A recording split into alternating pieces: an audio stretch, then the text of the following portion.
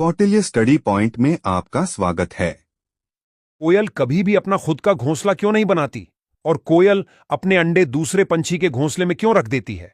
और कोयल के बच्चे जन्म के तुरंत बाद कुछ ऐसा काम करते हैं जिसे जानकर आप दंग रह जाओगे।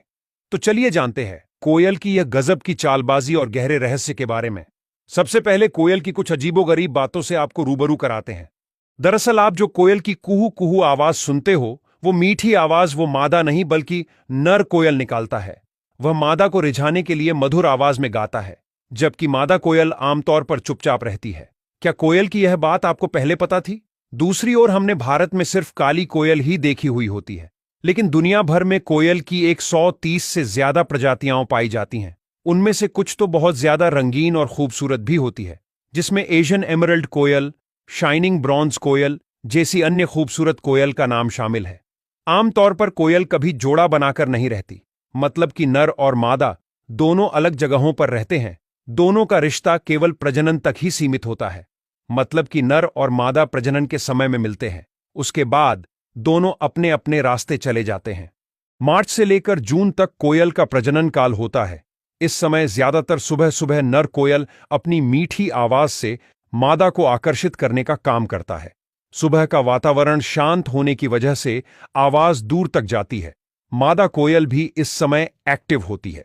मादा कोयल अगर नर को पसंद करती है तो वो धीरे धीरे नर की ओर उड़कर आती है, लेकिन अगर मादा को नर पसंद नहीं आता तो वह उड़कर दूर चली जाती है।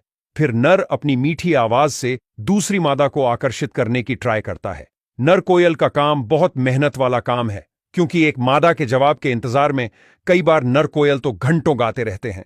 अब जानते हैं कि कोयल कभी अपना खुद का घोंसला क्यों नहीं बनाती और अपने अंडे दूसरे के घोंसले में क्यों रख देती है। दरअसल मादा कोयल बहुत ही स्वार्थ से भरी हुई होती है और वो ऐसा काम करती है जिसे जानकर आपको बहुत गुस्सा आएगा। मादा हो या नर कोयल, दोनों में से कोई भी अपना घोंसला नहीं बनाता। वो केवल एक जगह से दूसरी जगह बस घूमते रहते हैं, और जब मादा को अंडे देने का समय आता है तब वह दूसरे पंछी के घोंसले में जाकर अपने अंडे देती है।